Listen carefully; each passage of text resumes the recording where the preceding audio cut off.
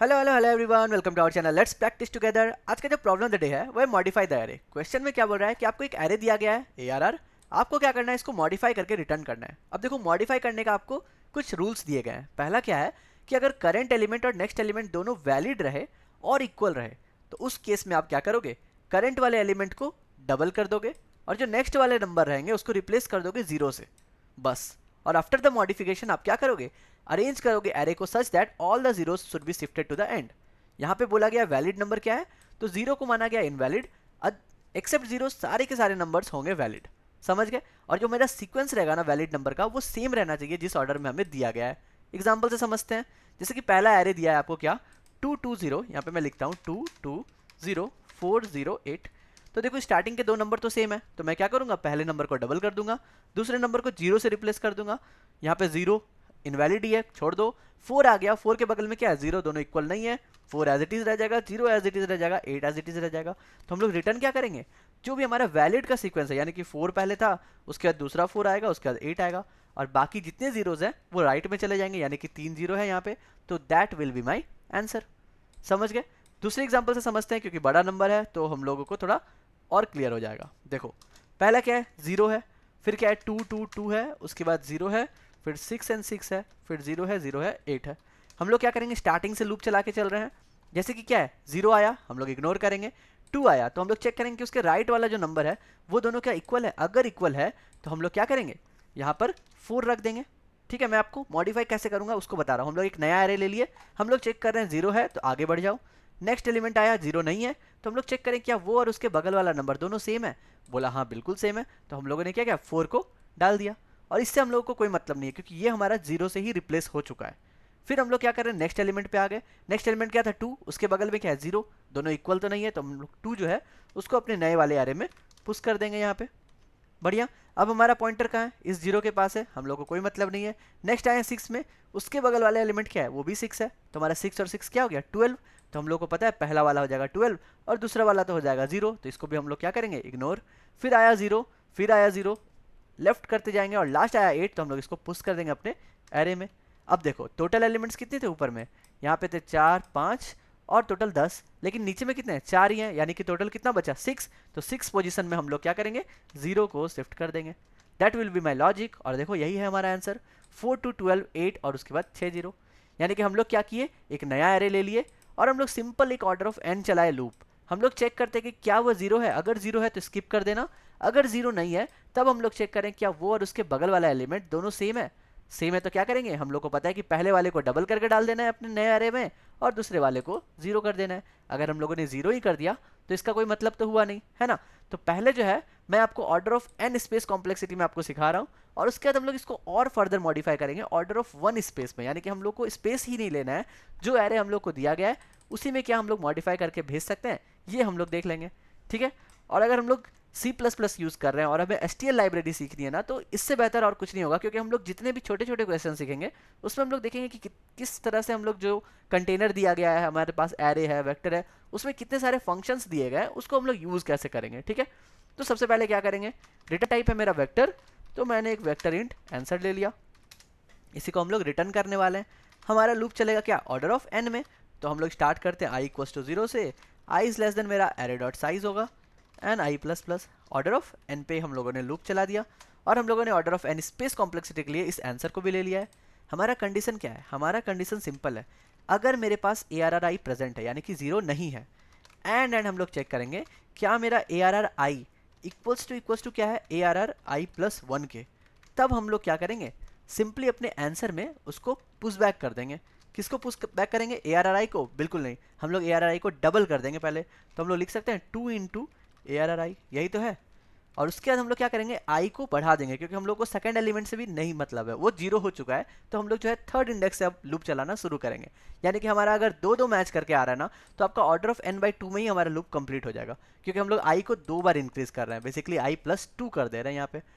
Else हम लोग क्या चेक करेंगे, एल्स हम लोग चेक करेंगे क्या ARRI प्रेजेंट है, क्योंकि हम लोग को जीरो नहीं चाहिए। अगर सिर्फ ARRI है, वो मैच नहीं किया नेक्स्ट वाले से, तो उसको एज इट इज़ हमारे आंसर में पुश कर देंगे। तो हम लोग यहाँ पे आंसर डॉट पुश बैक कर रहे हैं सीधा ARRI को, बस यही तो हमारा काम था। इतना अगर कर लिए तो हमारा आंसर रेडी हो गया। लेकिन देखो ध्यान से, हम लोग यहाँ पे i+1 से कंपेयर कर रहे हैं, और एरे साइज अगर लास्ट एलिमेंट पे चला गया तब क्या होगा, तब तो हमारा मेमोरी लीक हो जाएगा। तो हम लोग यहाँ पर क्या करेंगे, ओवरफ्लो नहीं होने देंगे, हम लोग चेक कर लेंगे if I will be my less than array dot size -1, तभी हम लोग चेक करेंगे ARRI इक्वल्स टू ARRI+1 है कि नहीं। अब देखो यहाँ से अगर मैं सीधा रिटर्न कर दूँ ना, तो क्या आएगा आंसर। अगर मैं रिटर्न कर दूँ मेरा आंसर को, तो अगर मैं कंपाइल एंड रन करूँ तो हमारा आंसर क्या आएगा, ये जो 4 2 12 8 है, ये आपको आसानी से मिल जाएगा एरे में। देखो 4 4 8 18 2, इस एग्जाम्पल के लिए हमारा यही दिया हुआ है। अगर मैं कस्टम इनपुट में इसको छोटा कर दूँ, यहाँ तक कर देता हूँ मैं, ठीक है, और एक 0 दे देते हैं, 3 0, यही तो था हमारा। अगर मैं कंपाइल एंड रन करूँ तो आपको दिखेगा कि 2 2 4 हो चुका है, और दूसरा 4 और 8, बस यही मिल रहा है। मतलब जो रेस्ट 3 0 थे वो हमें नहीं मिल रहा है। तो इस रेस्ट 3 या 4 0 है, इसको कैसे हम लोग जानेंगे, कैसे फिल करेंगे। तो हम लोगों ने क्या देखा था कि जो भी मेरा एरे का साइज़ है स्टार्टिंग का, उसको निकाल लो, और अभी जो मेरा करंट वेक्टर का साइज़ है उसको निकाल लो, फिर दोनों को सब्ट्रैक्ट कर लो, तो जितने भी नंबर आएंगे वो मेरे जीरो होंगे। फिर हम लोग एक लूप लगा के सारे जीरो को फिल कर सकते हैं, है ना।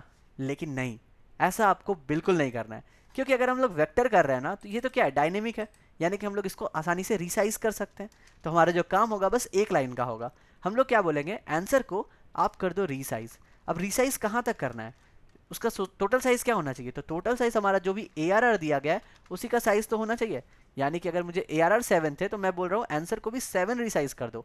लेकिन आंसर में तो हम लोगों ने पहले से 3 एलिमेंट डाले हुए हैं ना, तो अब क्या होगा, तो मैं बोलूँगा कि रेस्ट ऑफ द एलिमेंट को आप 0 से असाइन कर देना। तो अब क्या होगा, वो अगर ऑलरेडी उसको वैल्यू मिल रहा है आंसर में, तो वो उसको कुछ नहीं करेगा, उसको रिसाइज कर देगा 7 तक, यानी 4 4 8, और इसके आगे भी 4 और सेक्शन बना देगा। लेकिन उसको कुछ इनिशियल वैल्यू तो देना है, तो वो मेरा सेकंड एलिमेंट बोलेगा, सेकंड पैरामीटर बोलेगा कि क्या रिसाइज करना है, उसको क्या इनिशियल वैल्यू देना है। तो हम लोगों ने बोला 0। अब अगर मैं कंपाइल एंड रन करूँ, तो आप देखोगे कि स्टार्टिंग के 4 एलिमेंट्स मिल गए हैं, और बाकी के बाकी जो है, स्टार्टिंग के 3 एलिमेंट्स थे और बाकी के चारों एलिमेंट्स 0 हो गए। बस इतना ही तो करना था। अगर मैं सबमिट करूं तो आपको आंसर भी मिल जाएंगे, क्योंकि ये ऑर्डर ऑफ n स्पेस हम लोगों को अलाउ कर रहा था कि आप यूज़ करो। तो हम लोगों ने उसको यूज़ किया और सारे के सारे टेस्ट केस पास हो गए। लेकिन हम लोग जो है थोड़ा और एक स्टेप आगे बढ़ते हैं। हम लोग बोल रहे हैं कि नहीं, ये जो हम लोग आंसर वेक्टर ले रहे हैं ना, इसको भी मैं आपको अलाउ नहीं कर रहा हूँ लेने। तब आप कैसे करोगे, तब हम लोग कोई एक तरीका है जो हम लोग कर सकते हैं, बिल्कुल कर सकते हैं। हम लोग कैसे करेंगे, उसको बोलते हैं इन प्लेस रिप्लेस करेंगे हम लोग। यानी कि जो भी ARR दिया गया है उसी में हम लोग चेंज करने की कोशिश करेंगे। देखो कैसे, हम लोग ना 2 पॉइंटर रख लेंगे, पहला पॉइंटर रखेंगे i और दूसरा पॉइंटर रखेंगे j। j जो है मेरा स्टार्टिंग से रहेगा, j हम लोग को बोलेगा कि किस एलिमेंट को रिप्लेस करना है, और i तो हमारा सारे एलिमेंट पे ट्रैवर्स करने वाला है। बाकी लॉजिक एग्जैक्टली सेम होगा। जैसे ही हमें मिल जाएगा ना कि हमारा जो पहला 0 है, तो हम लोग उसको छोड़ देंगे, क्योंकि हम लोग को पता है वो 0 को हम लोग बाद में हैंडल कर सकते हैं। ठीक है, हम लोग देखेंगे कि इस 0 अगर है, यानी कि इस जगह को हम लोगों को फिल करना है बाद में, और आई हमारा नेक्स्ट में चला गया। आई देख रहा है कि हाँ इसके बाद वाला ये दोनों तो सेम है, यानी कि हमें क्या करना है, 2 और 2 को 4 करना है। तो 2 और 2 को 4 करके हम लोग इस जे वाले पोजीशन पर डाल सकते हैं, बिल्कुल डाल सकते हैं। तो हम लोगों ने क्या किया, जे वाले पोजीशन पे 4 को डाल दिया। ठीक है, और हम लोगों ने क्या किया, इस जे को इंक्रीज कर दिया। जे को कहाँ इंक्रीज करेंगे, दैट इज द पॉइंट, कि जे को हम लोग कहाँ इंक्रीज करेंगे, क्योंकि जे तो 0 का जगह ले चुका है। तो हम लोगों ने इसको आगे पुश किया। अब इस जगह पर आएगा हमारा नेक्स्ट फील्ड, समझ गए। नेक्स्ट क्या हो गया, और आई जो था हमारा सेम, अगर हम लोग 2 एलिमेंट के साथ काम कर चुके हैं तो आई को +2 करना है, यानी कि एक बार फिर आई को बढ़ा देंगे। फिर हम लोग इस एलिमेंट पे अब आ रहे हैं, ये 2 जो है ये नेक्स्ट वाले एलिमेंट के साथ मैच नहीं कर रहा है, यानी कि ये 2 को एज इट इज हम लोग जे में डाल देंगे। तो ये 2 जो है हमारा कहाँ चला जाएगा, जे के पोजीशन पे चला जाएगा, और जे हमारा क्या हुआ, आगे बढ़ चुका है। हम लोग याद रखो उसी प्लेस को एरे का रिप्लेस कर रहे हैं। ठीक है, अब हम लोग कहाँ हैं, 0 पे है, कोई मतलब नहीं है, आई आगे गया, 6 और 6 उसको क्या मिला, 12 मिला। तो हम लोग जे के पोजीशन पे अब 12 को रख देंगे, और जे को क्या करेंगे, आगे मूव करेंगे यहाँ पे। बहुत बढ़िया। फिर हम लोगों को 0 मिला, 0 मिला, 8 मिला। फिर हम लोग क्या करेंगे, इस जे के प्लेस में 8 को रख देंगे, यानी कि हमारा 8 यहाँ पे आ गया, और अब जे जो है वो आगे इंक्रीज हो गया। तो सिंपल, हमें पता है कि जे हमारा कहाँ है, और उसके बाद जो भी आएगा लास्ट तक वो सब 0 आएगा, यही तो जे इंडिकेट कर रहे हैं। तो हम लोग क्या कर सकते हैं, नेक्स्ट एक लूप चला करके सारे एलिमेंट्स को जे से n-1 तक सबको 0 डाल सकते हैं उसी एरे में। ठीक है, चलो कोड लिखते हैं और दिखाएंगे कि हम लोग फिर से नेक्स्ट लूप के बदले दूसरा कौन सा STL का फंक्शन यूज़ करने वाले हैं। तो हम लोग बोलेंगे चलो आप इसको ना रीसेट ही कर दो पूरी तरह से। जब रीसेट कर दिए, हम लोग का काम क्या है, हम लोग को कुछ एक्स्ट्रा नहीं लेना है। हम लोग बोलेंगे for int i equals to 0, i is less than मेरा कहाँ पे था, array dot size and i++। ठीक है, हम लोगों को ने क्या बात किया कि हम लोगों को एक और इंडेक्स चाहिए j, तो हम लोग यहाँ पे लिखते हैं इंट j इक्वल्स टू 0। समझ गए? अब हम लोग क्या लिखेंगे, एक सिंपल सा कंडीशन लिखेंगे कि क्या मेरा आई जो है वो लेस देन ए R R dot size minus one है, जो हम लोगों ने पहले भी लिखा था, एंड क्या दोनों मेरा इक्वल है। ठीक है, ए आर आर आई जो है वो इक्वल है किससे, A R R I plus one से। Same logic. ठीक है, हम लोगों को यहाँ पे और एक चीज़ चेक करना है कि कहीं दोनों जीरो तो नहीं है, यानी कि मेरा ए आर आर आई भी होना चाहिए साथ में, नॉट इक्वल टू जीरो। ठीक है, जो हम लोगों ने सेम कंडीशन लिखा था वही हम लोग यहाँ पे लिख रहे हैं। तो आप चाहो तो इस ए आर आर आई को एकदम स्टार्टिंग में डाल दो, ताकि अगर ये फॉल्स है ना तो आगे का चेक ही ना हो। यही तो हम लोग एंड ऑपरेटर में सीखते हैं कि अगर पहला फॉल्स मिल गया तो वो आगे चेक भी नहीं करेगा। बढ़िया, तो अगर ये कंडीशन हमारा मिल गया तब हम लोग क्या बोलेंगे कि जो भी मेरा ए आर आर का जे था ना, आप उस जगह पे क्या करो, मल्टीप्लाई कर दो 2 से ए आर आर आई को और वहाँ पे स्टोर कर दो। और फिर हमारा क्या होगा, नेक्स्ट एलिमेंट जो भी था मेरा ए R R I plus one, वो हो जाएगा क्या, जीरो। और उसके बाद हम लोग क्या करेंगे, I plus plus and J plus plus. यही तो काम था हमारा, क्योंकि हम लोगों ने दोनों पॉइंटर को बढ़ा दिया नेक्स्ट एलिमेंट के लिए। एल्स पार्ट में हम लोग क्या लिख सकते हैं, एल्स हम लोग चेक करेंगे कि क्या मेरा ए आर आर आई सिर्फ है, क्योंकि A R R I not equal to zero होना चाहिए। अगर ये वाला कंडीशन है तो हम लोग फिर से बोलेंगे ए आर आर जे में आप क्या करो, उस ए आर आर आई को फिल कर दो और आप सिंपल सिर्फ जे को बढ़ाओ, क्योंकि आई मेरा एक ही बार बढ़ेगा जो कि ऑलरेडी फॉर लूप में मेरा बढ़ रहा है। और बस हमारा काम हो जाएगा कंप्लीट। हम लोग क्या करेंगे, अगर हम लोग यहाँ से रिटर्न करके दिखाएं आपको, अगर मैं रिटर्न ए आर आर ही कर देता हूँ तो अब आप देख पाओगे। देखो कंपाइल एंड रन करते हैं, क्या आपको ऑब्जर्वेशन बताना कि क्या आएगा। ठीक है, तो यहाँ पर हम लोग देखेंगे कि 448 एग्जैक्टली सही आ रहा है, लेकिन उसके बाद 4080 जो भी था मेरा पुराना नंबर वही आया है। और हम लोग को पता है मेरा जे कहाँ है, इस 4 पे है, यानी कि यहाँ से सारे एलिमेंट्स को जीरो भी तो करना है। तो यहाँ पर हमारे पास अगर वेक्टर है तो हम लोगों को साइज भी पता है, इंडेक्स भी पता है। तो हम लोग सिंपल क्या कर सकते हैं, एक नए फंक्शन का यूज़ करते हैं जिसका नाम है फिल।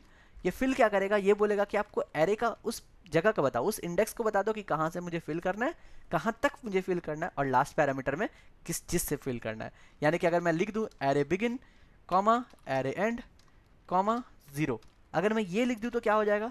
चलो मैं कंपाइलर रन करके दिखाता हूँ, क्योंकि मैंने बोला बिगिन से एंड तक जाना और सारे एलिमेंट को जीरो कर देना, तो वो क्या करेगा, सारे के सारे एरे को जीरो कर देगा।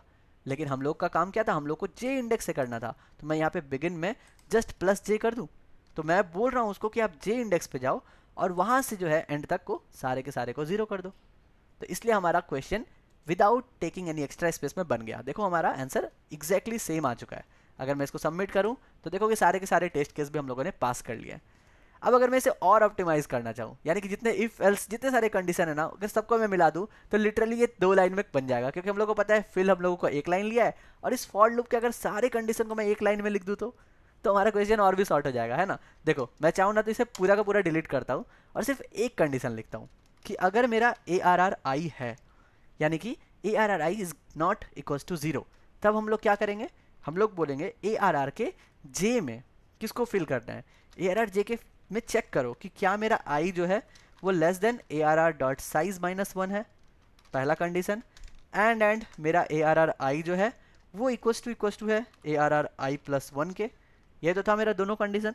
अगर ये दोनों कंडीशन मैच करता है ना तो मैं क्या करूँगा, एक टर्नरी ऑपरेटर लगाऊंगा। मैं यहाँ पे एक सीधा क्वेश्चन मार्क लिखता हूँ, देखो मैं यहाँ दिख रहा हूँ, ठीक है, एक ही लाइन है, ये सारे के सारे एक ही लाइन है। अगर ये शॉर्ट हो सकते हैं ना तो बहुत ही मज़ा आता, लेकिन और छोटे नहीं हो सकते हैं। तो मैं यहाँ पे एक टर्नरी ऑपरेटर लगाऊंगा और बोलूँगा आप ए आर आर आई को यहाँ पे फिल कर देना, मल्टीप्लाई करके डबल करके, ठीक है। एल्स आप क्या करना, सिंपल ए आर आर आई को ही फिल कर देना, बस मेरा काम यहीं पे डन हो जाएगा। तो मुझे पता है कि जब भी हम लोग सेम रहता है तो हम लोग क्या करते हैं, डबल के साथ साथ आई को भी इंक्रीज करते हैं और एक बार। तो मैं यहाँ पे पोस्ट इंक्रीमेंट का यूज़ कर रहा हूँ।